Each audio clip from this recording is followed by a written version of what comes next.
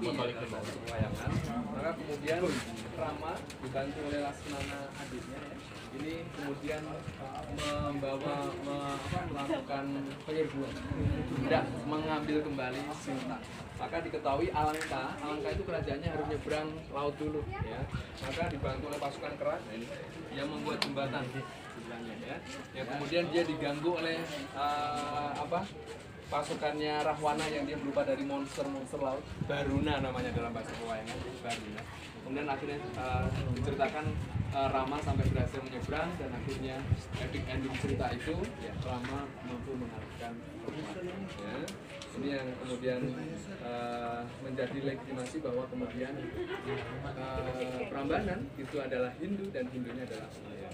Karena satu epic yang dia angkat cerita, karena berjadi kalau Brahma itu sebenarnya kalau Hindu itu kan yang tertinggi adalah Krishna.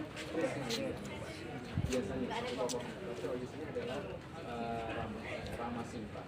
Makanya kenapa sebenarnya analogi Yogyakarta itu sudah diafirmasi dari budaya Hindu ini yang kemudian sebenarnya tidak ada konfrontasi Hindu Islam yang mungkin maaf ya. Satu contoh, seandainya saya agak sedikit keluar dulu ya, karena memang leluhur di kerajaan dan susah ini mengakomodir seluruh budaya full. Kata Jogja itu adalah diambilkan dari kata Ayodhya. Ada yang menyebut Ayuda, A itu tidak, Yuda itu perang karena aman. Ada juga dari kata Jogja itu dari kata Ayodhya. Kemudian pakai Jogja yang kemudian disebut Yogya. Ya. Ayodhya itu adalah kerajaannya Rama. Karena Pangeran Mangkubumi terinspirasi bagaimana Ayodhya, kerajaan yang kemarin jinawi, harmonis, guyup rukun antara rakyat, kemudian raja dan Tuhan, ini bisa harmonis di situ nilainya bersama. Makanya kemudian dalam falsafah Jawa itu ada manunggaling kawula Gusti ya. Sebenarnya masih dari. Nah, kalau kita amati berikutnya, boleh tengok di sebelah sana.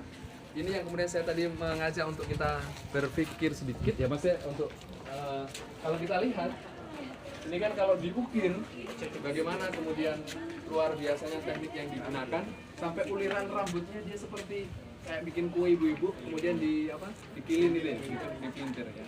Tapi satu sisi menariknya adalah bagaimana kemajuan peradaban pada masa itu. Mohon maaf kalau sekarang emak-emak ini pada rajin ke salon ya, ternyata kalah dengan abad ke-8 karena mereka terbiasa pedikur ya. Buktinya apa? Rambutnya nggak ada yang berantakan ya.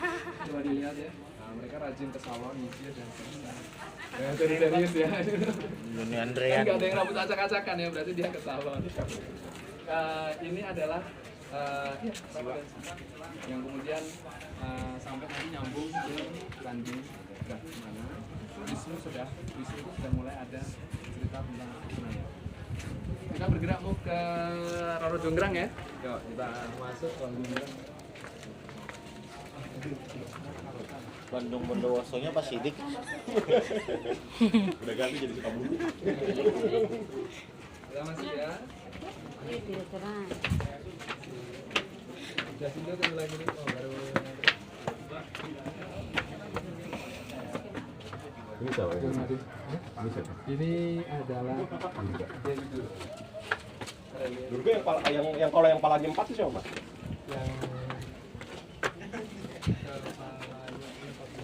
Yang ini semua sisi. Sudah. Ini Roro Jonggrang nih. Dia dulu lagi di mana? Habis kamu mau Pak Bondowoso. Dia mau jadi vlogger. Liputan mau dia streaming. Mau dijual. Dijual di mana, Pak? Oh, iya. Aku lihat video.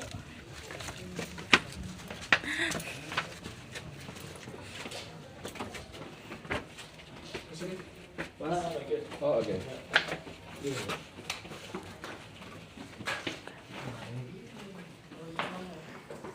Sama dengan tadi ya. Kita berada di posisi ini yang kemudian kalau kita kembali ke cerita rakyat ya, legenda inilah yang kemudian sering diceritakan sebagai penggambaran Roro Jonggrang. Makanya saya pastikan bahwa Roro Jonggrang ini hanya legenda. Ya, clear hanya legenda karena keseluruhan candi ini bisa dijelaskan secara ilmiah dan secara ilmu arkeologinya. Dimana bahwa patung ini cukup menarik karena ini juga memiliki tingkat estetika yang sangat luar biasa ya. Durga Yang itu kemudian jerawatan, ya karena ini pernah ditinggalkan dan banyak tangan jahil ya. Nah yang kemudian menariknya adalah kalau kita amati tangan di kanan dan kirinya, berarti tangannya ada berapa? 8. Ada 8 ya, 4 di kanan dan 4 di kiri. Yang kemudian masing-masing tangan dia memegang pusaka ya. Dimana bahwa, nah ini dia menginjak ada namanya Mahesa. Ini Mahesa ya. Mahesa itu adalah kerbau. Boleh di kanan kiri karena ada yang masuk juga ya. Ada Mahesa ya, kerbau. Maka Dewi Durga itu dalam teologi Hinduisme disebut dengan Dewa Durga Mahesasura. Nah ini dia tangan kirinya. Ya. Kenapa? Karena diceritakan di dalam sebuah epic cerita. Jadi di Kayangan terjadi chaos ya, Siwa juga tidak bisa mengendalikan dan ternyata dalam intuisi para dewata itu hanya Dewa Durga yang bisa menyelesaikan. Karena bersamaan dengan hasil proses kontemplasi itu dibersamai penguasaan jiwa manusia itu adalah ketika mampu mengendalikan energi negatifnya. Maka dia Contoh ini ulahnya nih. yeah. Nah kan ini monster ya tentunya. Nah, untuk Mahesa gitu. Kalau yang buat cerita-cerita seru-seruan ya, kalau teman-teman cewek mau berfoto ya boleh menyentuh ini ya. Karena Dewi Durga ini adalah bagian simbol analogi daripada makhluk terindah di dunia. Makhluk terindah di dunia itu adalah kaum Hawa. Fakta ya. Maka di sini dia menampakkan ciri keindahan itu ya, dimulai dari wajah pasti, leher, kemudian saya turun lagi, kemudian saya turun lagi ya, dan seterusnya. Oke ya. Ya gitu nggih. Yo.